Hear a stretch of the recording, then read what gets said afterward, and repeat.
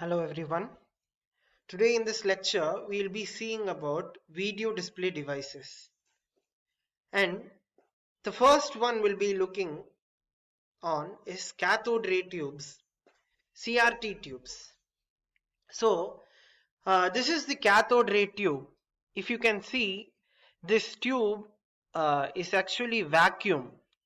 This is actually a vacuumed tube. It consists of an electron gun, a focusing system, a horizontal and a vertical deflection plate, and a screen is there which is coated by phosphor.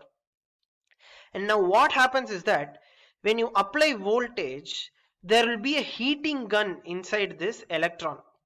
When uh, when the heating filament is heated to a great temperature, the electron flows from the filament and goes through the focusing system, which is focused, and also the horizontal and vertical deflection plates moves the electron beams such that it can hit the phosphorus screen at a particular place.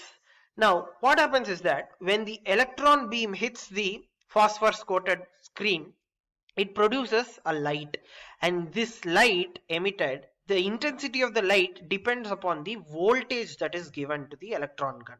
So when the phosphorus coated screen is illuminated, that light only stays for some time. So the time at which the intensity becomes 1/10 of its original intensity is known as phosphorescence. Okay, so now the electron beam hits the phosphorus coated screen. Okay, now the number of points displayed on the CRT is referred as resolution. The another definition is that the number of pixels that is available without overlapping is known as resolution. So for example, you can see here 1024 into 768. So this is the resolution size. Though, as I told you, the light emitted by the phosphor fades very rapidly, and so the electron beam needs to be focused to that point very quickly, one after the another, to redraw the picture repeatedly. Okay, this is known as refreshing rate. So based on the refreshing rates and also the based on mechanisms, we have two types of systems known as the raster scan system and the random scan system. So now in raster scan system, you can see this is the diagram of the raster scan system. The electron beam is projected towards the phosphor screen, and the electron beam is swept across the screen one row at a time from top to bottom. As it moves, you can see that when the electron beams moves in the first line, nothing happens. When the electron beam moves in the second line, there is a dot you can see here. So the intensity of the electron is turned on and off to create a pattern of illuminated spots. So if you can see here clearly that when the electron beam is swept across the screen, in these places the intensity is turned on, and in the other places the intensity is turned off. So this scanning process is called refreshing. And see, in this last diagram, you can see that it has completed one full picture, and this is known as a frame. So a complete scanning of the screen is known as a frame. So now the another thing is the refreshing rate, also called as the frame rate. In raster scan system, this is normally 60 to 80 frames per second, also described as 60 to 80 hertz. So what happens is, in 1 second 60 times a frame is there. So many times this refreshing happens.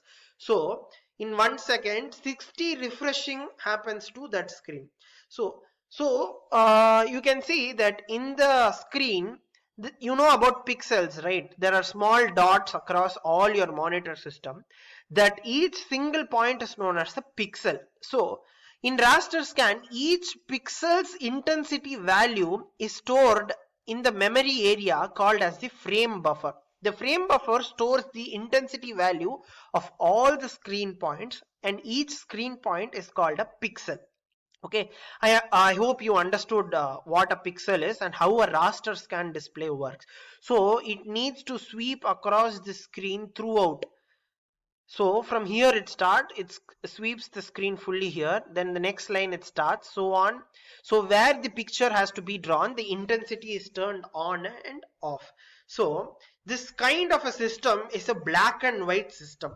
So the frame buffer storing values of these pixels is known as a bitmap. So in a bitmap, either 1 which represents high or 0 which represents low or off. So 1 is high or on intensity, 0 is low or off intensity of the pixel.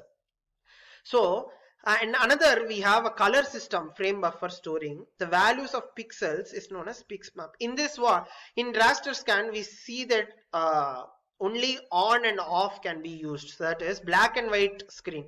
So if you want to use color raster scan system, that time the frame buffer storing the value of the intensities of the pixel is known as the pixmap. If it is 0 and 1 value only, it is known as bitmap. If it is storing more than one pixel value, it is known as pixmap.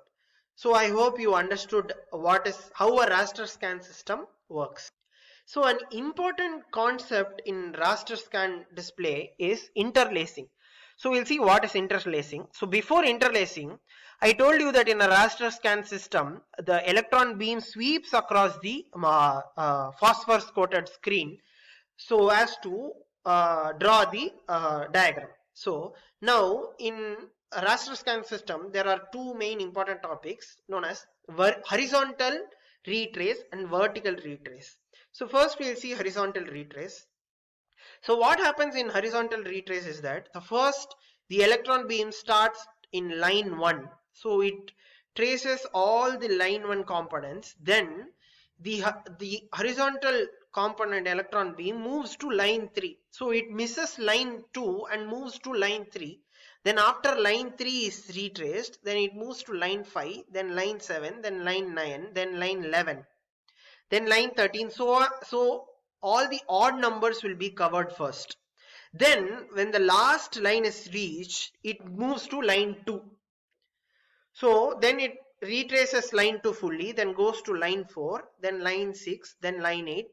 So the horizontal retrace does this work. So it retraces one line, leaves the next line and goes to the third line. Okay, this is known as horizontal retracing. So it retraces horizontally. The same thing happens for vertical lines.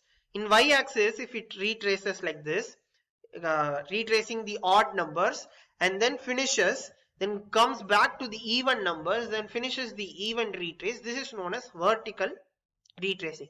So interlacing is a combination of horizontal and vertical retracing. So what happens is in interlacing, the same process. Line 1 is finished, then line 3 is finished.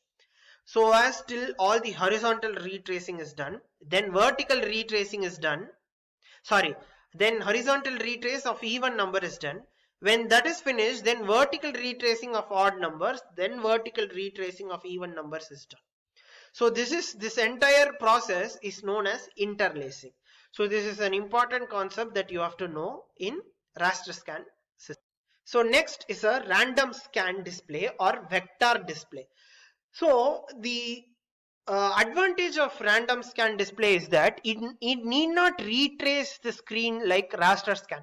It can project the electron beam where the image is there. So you can see directly to draw this triangle, it first comes here. In the random scan display, it comes here, draws a line, then draws another line, then finishes the diagram.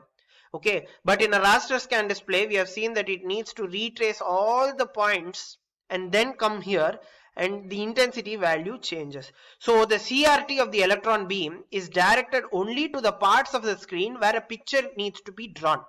Okay, and the advantage of the random scan is generally it has a higher resolution than raster scan and can produce smooth lines. So we saw in raster scan, the memory is stored in the frame buffer. So in random scan, this memory is stored in the refresh buffer. So the refresh buffer acts as the memory. for the intensity values. Okay, now one disadvantage in rasters in random scan display is that it cannot produce realistic shaded scenes. So if an image like is like this, the it cannot produce realistic image, so the random scan can only produce like this. And one more disadvantage in random scan is that it cannot produce curved lines, it can only produce straight lines, unlike in raster scan. Raster scan system can produce curved lines, but random scan display cannot produce curved lines.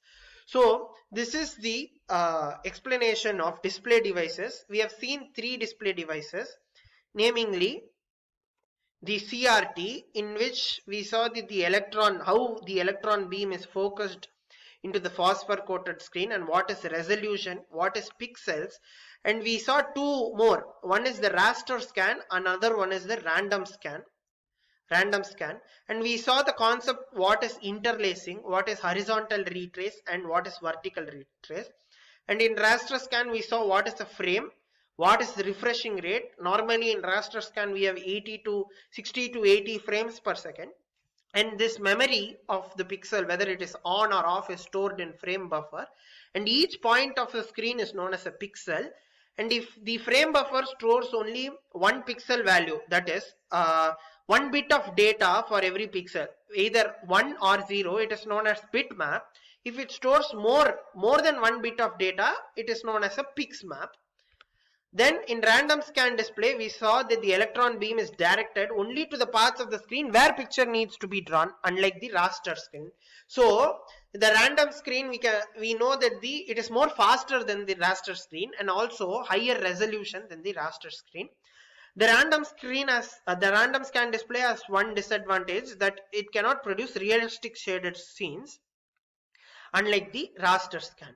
So for this video we have seen three types: CRT, raster scan display, and random scan display.